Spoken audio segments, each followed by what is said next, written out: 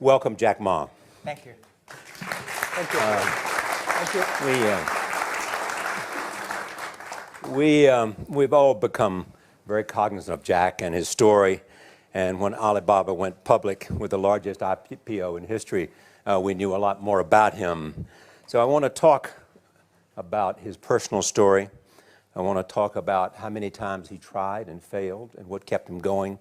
I want to talk about where he is today and how he got here, and where he is going and how he expects to get there.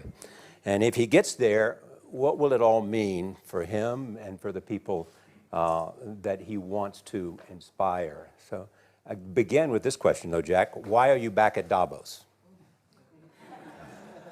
It's a long break for 7 years. I think my last trip here was year 2008. But I was coming for year 2001 for the Young Global Leader for Tomorrow. And remember, I never heard about the Davos when I came. But when I came, in the Switzerland, so many young people demonstrate. It was such a horrible thing that I asked them, why did they do it? They say, anti-globalization. And I say, why? Globalization is a great thing. Why people don't like it? And then we come all the way for 2 hours here. There's a machine gun. There's people checking. I say, oh, God, is that a forum or is it a prison we're going to go? Is that? But when I joined the forum at the Young Global Leader, I was thrilled by so many ideas. For the first 3-4 years, I learned what does the globalization mean? What does the corporate citizenship mean? What about social responsibility mean? And all these new ideas, and I see so many great leaders talking about leadership, and I benefit a lot. In the year 2008 and 2009, when the financial crisis came, I think it's better to go back to work, because we can never win the world by talking. So go back, spend 7 years. Now I come back, I think it's time to do something return. Because I learned so much. Let's talk 12 years ago. So why I should not talking to the young global leader of today, sharing with them how we've gone through. Okay. So that was the thing. Let's start with where you are today. Just how big is Alibaba? How many people come every day? How many people come in a week? How fast is it growing? Yeah, we have over 100 million buyers visiting our site, shopping our site every day. And we created 100 million every day. We created 14 million jobs for China, directly and indirectly. And we grow from 18 people to 30,000 people, 18 people in my apartment, to now we have 4 big campus. Compared to 15 years ago, we were big, but compared to 15 years later, we're still a baby. How big will you be 15 years from now? I think 15 years ago, I told my team that in the past 15 years, we grow from nothing to this size. And 15 years later, I want people to know about Alibaba, know Taobao, because it's already everywhere. I want 15 years ago when we talk about what is e-commerce, why small business can using this e-commerce, this internet, can do business across the nation. And I hope 15 years later, people forget about e-commerce because they think it's like electricity. Nobody thinks it's a high tech today. Now, this is something that I don't want 15 years later, we still walk on the street talking about why and how e-commerce can help people. Talk about the IPO. Did it exceed your expectations? Well, it's a pretty small IPO, 250. Yes. Yeah. The largest IPO in the history of Wall Street. We raised. And number 2 was a Chinese bank. Thank you. I remember year 2001. We went to raise some 5 million, 3 million venture capitalist dollars in the USA, and got rejected. And I say we come back raising a little bit more. But I think, what we think more about is for $25 billion, how we can spend the money efficiently, because this is not the money, this is the trust from the world, the trust from those people. They want to do better jobs to help more people. They want to have a good return. So I think gives me more pressure, because when our market cap is bigger than IBM, for a certain day we're bigger than Walmart. We're one of the top 10, 15 largest market cap company in the world. I told my team and myself, is that true? We're not that good. Because years ago, people say, Alibaba model is terrible. Does not make money, have this and that, all the big bad things, because Amazon is better, eBay is better, Google is better, and there's no such model like Alibaba in the USA. So I told myself and people, we were better than people thought. But today, when we are that big size, I said, no, we are not that good as people thought. We're just a company 15 years old. Average age is 27, 28 years old, young people. We're doing something that human beings have never tried. So I want to talk about the future. Let me take you back to when you were born in Hangzhou, where the headquarters still are. Yep. And your campus is there. You don't have a loot, don't move your loot. Your headquarters there. Yeah, you found it there, loot there. You grew up in the 60s. 64. Born in 64. That was the time of the Cultural Revolution. Yeah, it was the end of the Cultural Revolution. It was, well, my grandfather was a tiny landlord, was considered, after liberation, was considered to be a bad guy. So I was, I know how tough it was when I was a kid. You tried to get into 3 colleges. Mm-hmm. Each time they rejected you. No, I tried. There's an examination that young people, if you want to go to university, you have to take the examinations. So I failed 3 times. Right. But a lot of fail. I failed for funny things that I failed a key primary school test for 2 times. And I failed 3 times for the middle schools. And you will never believe in Hangzhou, my city, there's only 1 middle school that lasts only 1 year. It was changed from primary school to middle school because our graduates of our school, no middle school accept us because we were too bad. Yeah. They would become a middle school. What effect did it have, though, being rejected? Well, I think we have to get used to it. We're not that good. Even today, we still have a lot of people reject us. I think when I graduated from universities, and before for 3 years, I tried to fill in the universities. So I applied jobs for 30 times, got rejected. I went for a police. They said, no, you're not good. I went to even the KFC. When KFC came to China, come to my city, 24 people went for the job. 23 people were accepted. I was the only one guy. And we went for police. 5 people, 4 of them accepted. I was the only guy that I received it. So to me, being turned down, rejected. Oh, by the way, I told you that I applied for Harvard for 10 times, rejected. I know I'll be rejected. I just don't want to say that. Yeah, sorry now. 10 times you wrote them and said, I'd like to come to Harvard. Yeah. And then I told myself, someday I should go teach there, baby. I think that can be arranged. Richard Nixon came to Hangzhou. Yeah. And after that, tourists flooded the place. Yeah. And that's how you learned English. Yeah. I really like I don't know why, at 12, 13 years old, that time I suddenly fell in love into the language, the English. And there's no place you can learn English at that time. There's no books, English books. So I went to the Hangzhou Hotel, now called Hangzhou Shangri-La Hotel, because that was the hotel can receive the foreign visitors. So every morning for 9 years, I showed them around as a free guide, and they taught me English. And I think that changed me. Today, I'm 100% made in China. I've never got a one-day train outside China. Yeah.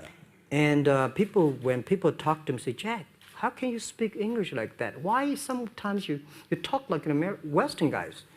I think that was the 9 years. These Western tourists opened my mind because everything they told me are so different from the things I learned from the schools and from my parents. So now I have a habit. Whatever I see, whatever I read, I use my mind. Think about for 2 minutes. Is that how Ma Jun became Jack Ma? Actually, Jack, the name was given by a lady in tennis. She's a tourist. She came here and she said, came to Hangzhou. We become a pen friends. Ma Ring is so difficult to pronounce. So she said, do you have an English name? I said, don't. So can you give me an English name? She said, okay. She said, my father called it Jack. My husband called Jack. What do you think about Jack? I said, good. So I've been using that for that many years. Yeah. First visit to America, 1995? 1995, yeah.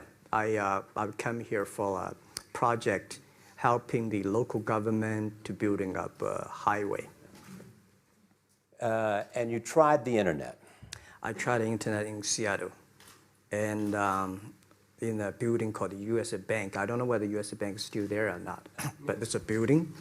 And my friend opened a small office, which is like only 10% bigger than this room. And there are a lot of computers in there. And he said, Jack, this is internet. I asked, what is internet? He said, search whatever you want. At that time, they used Mosaic, very slow, right? Yeah. And I said, I don't use it. I don't want to type because computer is so expensive in China. If I destroy it, yes, I cannot pay. He said, just to search it. So I searched the first word, beer.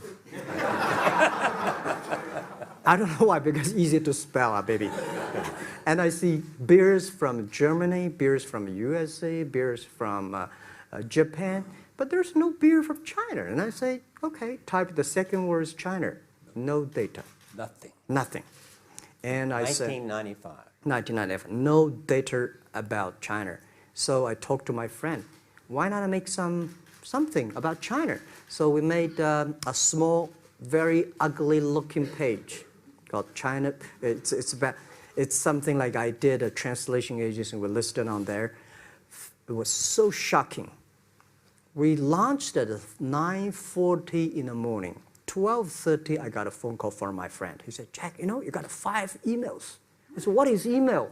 And they say, these are the things. So people so excited. Where are you? This is the first time I see a Chinese website on that. How can we can we do something together? So I think this is something interesting. So we should do it. Why did you call it Alibaba? Alibaba? Well, when I started, I think internet is global. We should have a global name. And a name that, interesting, like at that time, the best name is Yahoo. Right, so I've been thinking for many days, suddenly thinking Alibaba is a good name. So I happened to be in San Francisco that day. And I did have a lunch, and the waitress came. I asked her, do you know about Alibaba? She said, yes. I said, what is Alibaba? She said, Open Sesame. Good. So I went on the street, asked about 10, 20 people. They all know about Alibaba, 40 Thieves, and Open Sesame. And I think this is a good name. And start with A. Whatever you talk about, Alibaba is always top. You have said before that in creating Alibaba, you had to create trust. Yep. Because people in China were used to face-to-face. Yeah. How did you create trust? I think because we started out doing business on the internet. I don't know you, you don't know me. So how can you do things online unless you have trust?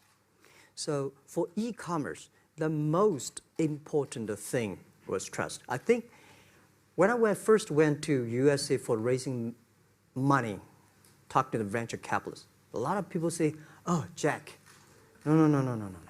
China doing business by the guanxi. How can you do business on the internet? And I know that without the trust system, the credit system, it's impossible to do business. So in the past 14 years, everything we do is trying to build up the trust system, the record system. Well, Charlie, you know, I'm so proud today when I talk to the young. Today in China and in the world, people don't trust each other. The government and people and media and everybody think, this guy's cheating. But because of e-commerce, we finish 60 million transactions every day. People don't know each other. I don't know you, I send products to you. You don't know me, you wire the money to me. And I don't know you, I give a person a package, I don't know him. He took something to cross the ocean, cross river, and send. This is the trust. We have at least 60 million trust happening every day. But you created it by creating an escrow account in the beginning. Yep. You know, and so you keep the money until they got the product. Yeah. And then you release the money. That's true. I mean, the escrow service is about Alipay. When I you know, this idea, I would love Davos, because it was a big decision. Because for first 3 years, Alibaba is just like e-marketplaces for information. What you have, what I have, we talk a lot of time, but don't do any business. Because there is no payment. I talk to the banks, no banks want to do it. Banks say, no, this thing never work. So I don't know what to do. Because if I start to launch a payment system, it's against the financial legal laws. Because you have to have a license. But if I don't do it, e-commerce will go nowhere. So then I went to Davos. I listened to a leadership discussion. Leadership is about responsibility. And after I listened to that panel, I give a call to my friends, my colleagues in my apartment, say, do it now, immediately. If something wrong, the government not happy about that, if one body has to go to the prison, Jack Ma go to the prison.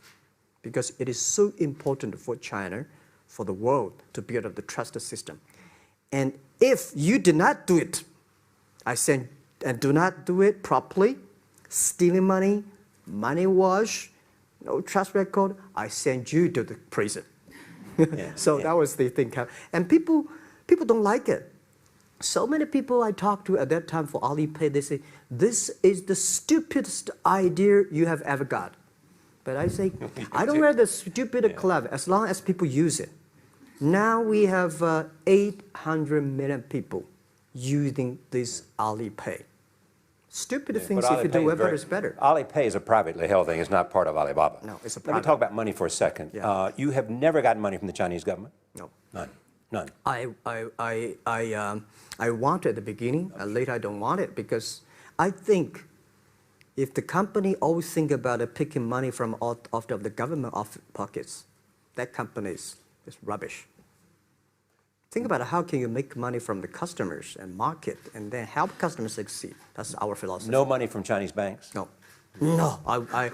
At that time I want, and now they want to give me, I don't want it. Yeah. All right. Your relationship with the government. Mm-hmm.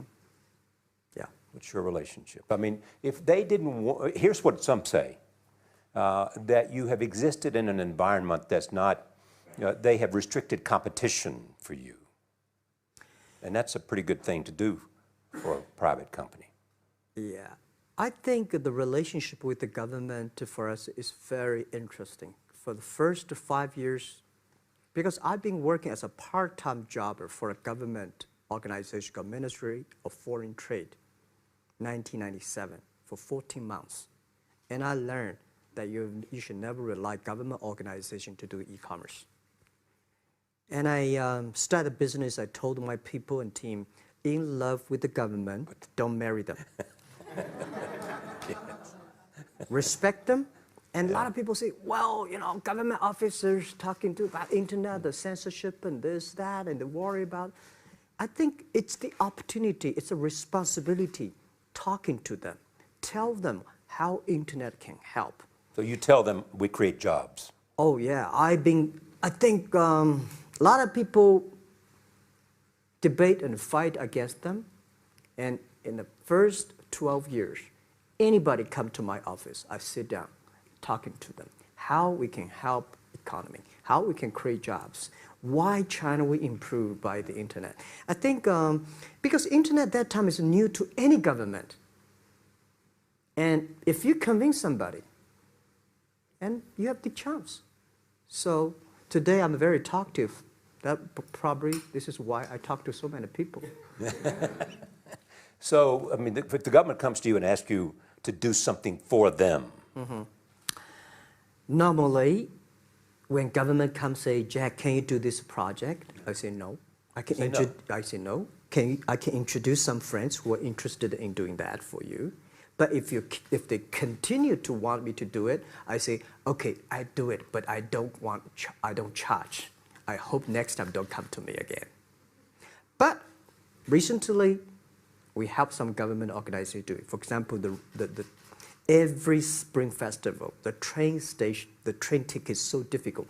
Hundreds and thousands of farmers work in the cities. In the Spring Festival, they go to the hometown. But when they order tickets on the other way, the whole system crashed for 5 years. So I told my young people, go support them. Don't charge anything. Because I don't want to see millions of farmers go back to city and they cannot buy the tickets. So it's something that it's not for money. It's something it's not for the government. It's for the millions of people. They can buy tickets in a snowy night and they don't have to wait. They just use mobile phone, online, they get ticket. One way stop along the route to where you are in that big IPO was Yahoo. Jerry Yang gave you invested $1 billion. Yeah. $1 billion. Yeah. It turned out to be a pretty good investment for Yahoo. Yeah. But one time after another, you raised this money on your own outside of China with investors. Yeah, I'm very thankful for all the investors because 1999, year 2000, and even at the Yahoo time, a lot of people say this Jack is crazy. He's doing something that we don't understand. A lot of venture capitalists give you money because there is such an American model already there. But they say, Alibaba, we don't see this kind of model, right? They say Jack's crazy. Yeah, this is crazy guy. I mean, I remember my first time in Time magazine, they call me Crazy Jack. And I think crazy is good. We are crazy, but we're not stupid. We know what we are doing, but if everybody agree with me, if everybody believe our idea is good, we have no chance. So that's the money we raised. We're very thankful. So when our investors make a lot of money, I feel proud and honored. As you know, in the United States, issues have risen about privacy. Yeah. Google and Apple, and questions of whether the government should have access to files. How do you handle that if the Chinese government says you know a lot about people? You have transactional relationships with lots of people. And they say, we want to see your files. Well, so far, I don't have this kind of problems from Chinese government. And I told them, any government, if you come here for the national security, anti-terrorist, well, anywhere, anti-terrorist, we work together. It's a criminal, we work. But rest of that, no. I said, we are a business. The data is so precious because we don't know how. Because if we give to anybody, it's going to be a disaster. And also about privacy issues. I think, just like hundreds of years ago, people say, I would rather put money under my pillow rather than put in the banks. But today, banks, they're special. They know how to protect money much better than you do. Privacy issues, all these kind of securities, today, we may not have the solutions. We don't have the answer. But I believe our young people have the solutions. In the next 10, 20 years, there will be breakthrough on that. And I'm fully confident on that. Your life is a testament to the idea that nothing is impossible.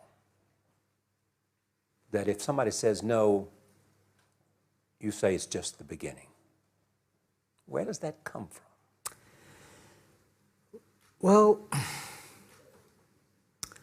at the beginning, I never thought, I thought when I was young, I said, everything's possible. Now I know not everything's possible.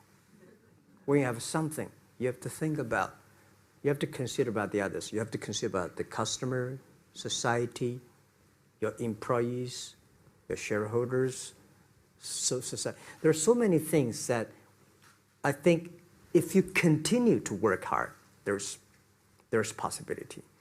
And I just feel that I'm enthusiastic about what we are doing. At the beginning, for the first 5 years, I just want to survive. And 5 years later, I think... That's 2000, from 90... Yeah. But later, I think, wow, so many people's life changed. I was so excited, you know, for the first 3 years, we made zero revenue. Zero revenue. But we are so excited to continue to work. You know what happened? I remember many times when I go to a restaurant and have dinner, somebody came, when I was trying to pay the bill, the owner of the restaurant came to say, "Sir, your bill is paid by someone." And the small note say, "Hey, Mr. Ma, I'm your customer of Alibaba Group, Alibaba platform. I made a lot of money, and I know you don't make any money. I pay the bill for you."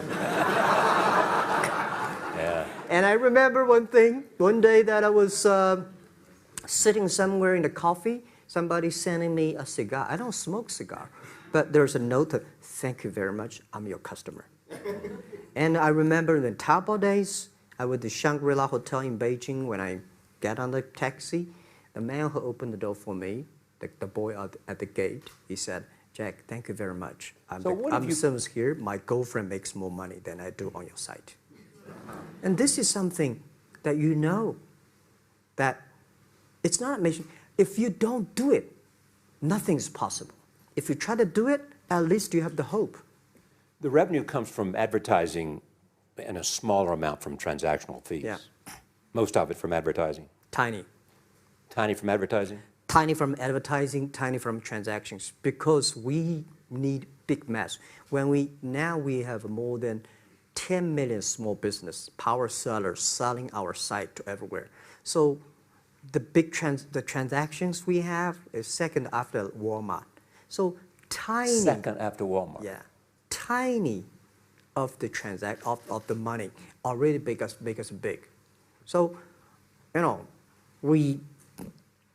second after Walmart, I remember one of the senior management of Walmart guys came to Hangzhou 5 years ago. He said, "Jack, you know, you did a great job," and blah, blah, blah.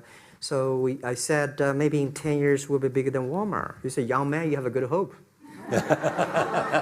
So we said, "Make a bet. I think in 10 years we'll be bigger than Walmart on the sales." Because if you want to have 10,000 new customers, you have to build a new warehouse and this, that. For me, 2 servers. What's your market cap versus Walmart today? I don't know, but I don't maybe either. It's close. I think so. Maybe we should check later. All right. Yeah. So where are you going? What does Jack want? I think because the name for Alibaba, we are internet company, happen to be in China. We have the same spirit and entrepreneur spirit like every great entrepreneurs in the world. And I remember the day when I started Alibaba, we want to have a mission helping small business doing easier. So next step is, today, so many millions of small business using our platform to sell things, and over 300 million consumers buy things from our site. Cheapest, efficient. So what I'm thinking about, how we can make Alibaba a platform for global small business. My vision is that if we can help a Norway small business can sell things to Argentina, and Argentina consumers can buy things online from Switzerland. And we can build up, which I called, I don't know, maybe not right word, called EWTO. The WTO is great past century. But WTO helped so many big companies to sell things across the nation. Today, internet can help small business sell things across the oceans, across the nations. And I hope that we can serve 2 billion consumers. 2 billion consumers. 2 billion consumers. We can help 10 million small business outside China. Help them. Outside China. Outside China. Because we help the American farmers in Washington State almost 300 tons of cherries to China last year. Cherries. Before we sell, the ambassador of USA came to me and said, Jack, can you help us selling cherries? In China. I said, what cherries and the fruits? He said, why not? I said, why not? Let's try. So that when we start to sell cherries, the cherries still on the trees. So we start a pre-order, 80,000 families order cherries online. So we pick up the cherries and ship into China. Within 48 hours, we sell the cherries. The consumers are so happy. But we got a lot of letters complain after 3 days. They say, why only 100 tons? Why we should not get more? So we sell, 2 months ago, we helped the Costco. We sold 300 tons of nuts to China. So I'm thinking about if we can sell, we're also selling Alaska seafood to China. So if we can sell seafood, if we can sell the cherries, why we cannot help American and European small business selling things to China consumers? China needs that. So this is what I want to do is that 2 billion consumers, China, Asia, developing nations, how we can let them buy things globally. Alibaba rode with the millions of people that went from poverty to the middle class in China. I mean, you were right there growing as they grew and increased. When you look at the international markets, you're doing well in Russia? Yeah. How well? We do pretty good on Russia, and we do also pretty good in Brazil. In Brazil? Russia, I think now I don't know, we are if not the number 1, we're the number 2 or number 3 largest. E-commerce. E-commerce. I remember last year we had a campaign. The campaign is that a lot of Russian girls and boys want to buy things from China. You know how many days a Russian girl placed an order and received the products from China? 2 years ago, 4 months. Even that, people are so happy about all the thing. And last year, the campaign, within 1 week, we crashed the whole logistics system of Russia. All right. You were also seen in Hollywood. Yeah. What are you doing in Hollywood? Well, I like the Hollywood innovation and the digital background. I learned so much about the Hollywood movies, especially the Forrest Gump. You love Forrest Gump. I love Forrest Gump. Well, why do you like him? Simple. Never give up. Never give up. People thinking he's dumb, but he knows what he's doing. And I was very depressed the day, year 2002 or 3 in the States, when a bit earlier than that. I was very depressed when I could not find out a way for the internet. And then I watched the movie in my friend's home, Forrest Gump. When I see him, I think, this is the guy we should learn from. Believe what you're doing, love it, whether people like it, don't like it, be simple. And like the word, life is like a box of chocolate. You never know what you can get, right? I never know I would be here talking to you and talking to Charlie Rose. I never know. But today I made it. I told my people in my apartment 15 years ago, guys, we have to work hard, not for ourselves. If we can be successful, 80% of the young people in China can be successful. We don't have a rich father, powerful uncle. We don't have $1 from bank, 1 cent from government. Just work as a team. So what do you worry about? I worry about it today. Young people, a lot of young people lose hope, lose vision, and start to complain. Because we also have the same period. Because when I got, it's not a good feeling being rejected by so many people. We also depressed, but at least later we find that the world has a lot of opportunity. How you see the world, how you catch the opportunity. So, and the Hollywood gives me a lot of inspiration. You know? But you were out there for business. You were out there because you want to make movies and sell them. I want to make the movie for business-wise. We are e-commerce company. We have a lot of products that need logistic. But movie, TV, these are things you don't need logistic system. And movie probably is the best product that can help Chinese young people to understand. Because one thing I told the Chinese people, my friends, in American movie, all the heroes at the beginning, they look like a bad guy. Terrible things coming, they become a hero. And finally, they all survived. China, if you're a hero, all the hero died. So, because only dead people become the hero. So nobody want to be the hero. So you want to change the Chinese definition of hero? Yeah, I want to say hero. Today we have so many heroes who live in this world. Are you still writing these Kung Fu novels, or are you just reading them? I read them, and I start to write something. I think it's fun. The Kung Fu is something you start to think about something that you cannot do. But if you have some luck, if you continue to practice, if you got a good master, if you're a good team, you're an expert. So at least to make me, when I'm busy, when I'm tired or frustrated, I read Kung Fu books. And You also travel with a Tai Chi. Am I saying that right? A trainer. Tai Chi? Tai Chi. Tai Chi. Tai Chi, yeah. What does that do for you, other than keep you in good health? I love Tai Chi. Tai Chi is a philosophy about yin and yang. Yeah. Tai Chi is about how you balance, how you work, like a competition. People say when I compete with eBay, say, you hate eBay. No, I don't hate eBay. It's a great company. You know, they come, I go. You know, Tai Chi is like, you fight here, I go over there. You put it on the top, I go to down, right? So it's a balance, right? You are heavy, I'm small, you know. When I'm small, I can jump. You're heavy, you cannot jump. So the Tai Chi is better philosophy. I use in Tai Chi philosophy in the business. Calm down. There's always way out. And keep yourself balanced. And meanwhile, don't try to, because business is a competition is a fun. Business is not like a battlefield. You die or I win. Business, even if you die, I may not win. Right? So it's better fun. So Tai Chi gives me a lot of inspirations. But you want your life and you want this company, Alibaba, to change the world. And you're changing the world if, in fact, you provide a forum for buying and you enable people to earn a living. Yeah.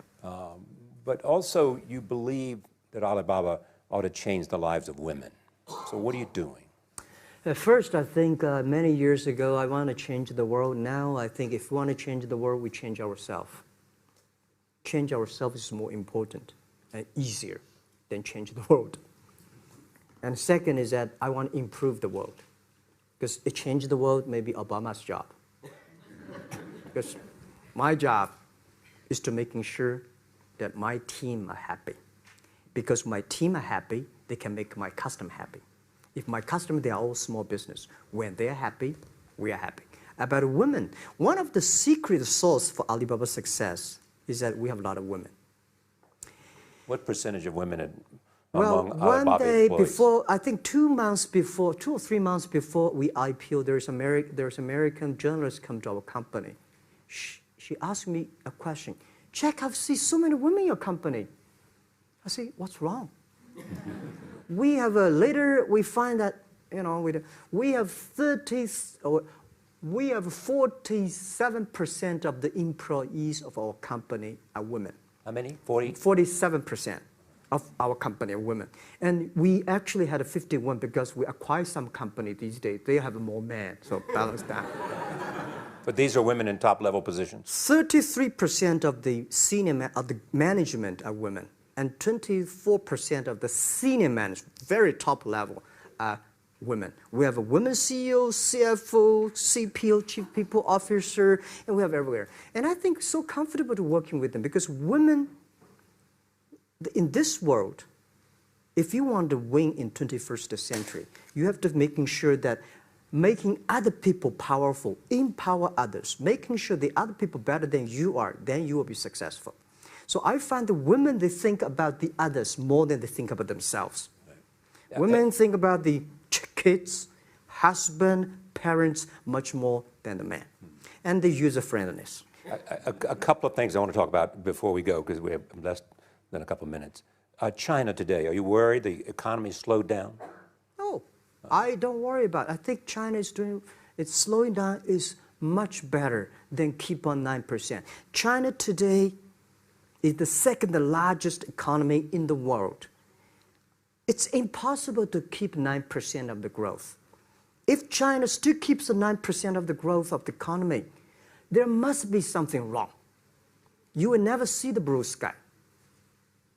And you will never see the quality. China should pay attention to the quality of the economy.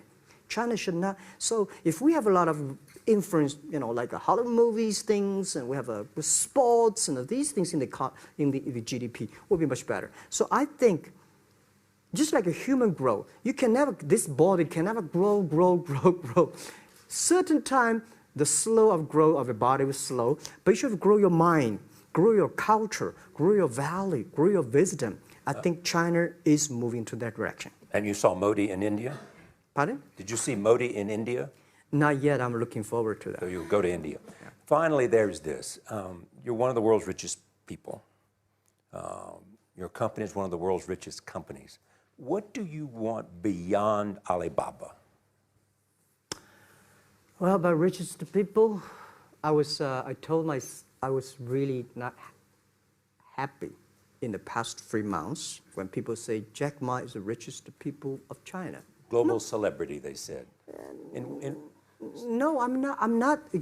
When I started business, you are. I never thought, because how many? Yeah, maybe I am. Not, but I think 15 years ago, in my apartment, my wife was at that time one of the 18 founders. I asked her, "Do you want your husband to be a rich person?" I never said rich person in China, rich person in Hangzhou, or you want to be your husband to be a respected person. She said, "Of course, respected." Because she never believed, and I don't believe we'll be rich people. We just want to survive. But I believe when you have $1 million, that's your money. When you have $20 million, you start to have a problem. You worry about inflation, which is stock to buy and this, that, had to come. When you have $1 billion, that's not your money. That's the trust society gives on you. They believe you can manage the money, use the money better than the government and the others. So I think today, I have the resources, do more things. With the money we have, with the influence we have, we should spend more time on the young people. And I would say, someday I'll go back to teach.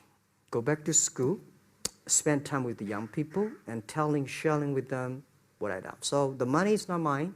I just happily and having these resources, then I want to do a better job. Just tell them your story. Yeah, tell them the story and tell them that if Jack, I don't think in this world there are a lot of people be rejected more than 30 times. If we, the only thing we never give up, the only thing we're like a Forrest Gump, we keep on fight, we keep on changing ourselves. We don't complain. Whether you were successful or not successful, I find that people, when they finish the job, if they make the mistake, if they fail, if they always complain the others, this guy will never come back. If the guy only check himself, yeah, something wrong with me here, something wrong with me there, this guy has a hope. Jack, on behalf of everybody in this audience and a television audience around the world, thank you for taking your time to be with us. Thank you. Thank you. Thank you. Thank you. Thank you so much, Rob.